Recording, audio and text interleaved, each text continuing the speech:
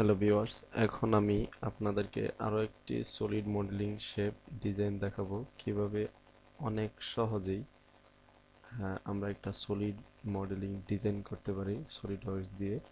তো সেজন্য আমি আশা করব আপনার কাছ থেকে কমেন্টস যে আপনারা আসলে কোনো বুঝতেছেন কিনা বা আমার কোনো কথাতে কোনো সমস্যা হচ্ছে কিনা।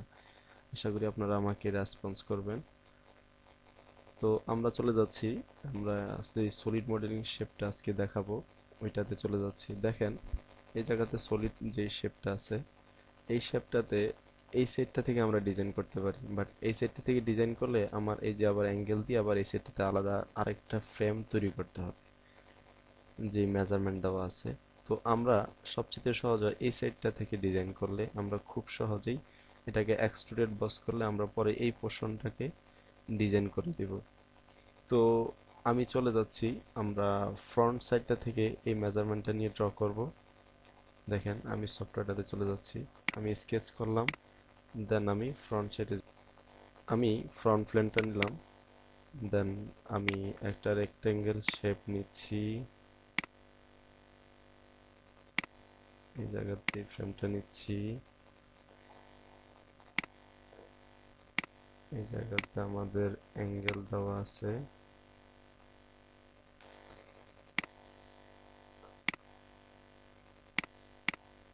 এখন আমি ট্রিম করে দিচ্ছি,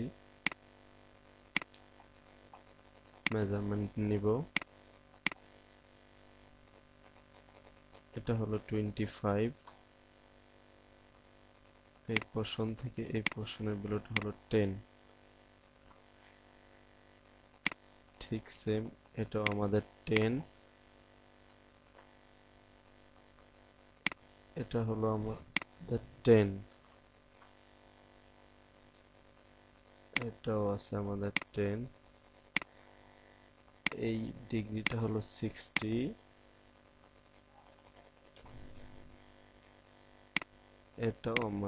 এটা হলো 60, টোটাল ভ্যালুটা হলো 50, এটা হলো 20, এই ভ্যালুটা হলো 20, এই ভ্যালুটা আমাদের আছে 15। দেখেন আমাদের এই ফ্রন্ট সাইডে যত ভ্যালু আছে সবগুলো দেওয়া হয়ে গেল, এই সাথে এটাও। এখন আমি এটাকে জাস্ট এক্সট্রুডেড বস করব, এক্সট্রুডেড বস, দেন এটা দিব 50, আমাদের অলরেডি এই শেপটা ডিজাইন হয়ে গেল। এখন আমি এই সেটটা ক্লিক করে নর্মাল টুতে যাব, নর্মাল টুতে ক্লিক করে স্কেচ, দেন এই জায়গাতে একটা শেপ আছে, এই শেপের ভ্যালুটা এই জায়গা থেকে এটা হলো 20,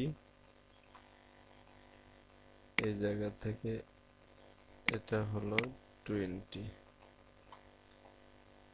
অলরেডি আমাদের এই শেপটাও হয়ে গেল।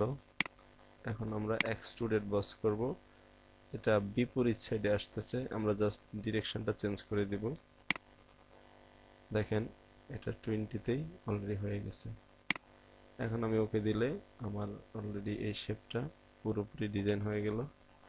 এখন আমরা দেখে নিতে পারি আসলে আমাদের এই শেপটা পুরোপুরি ঠিক আছে কিনা।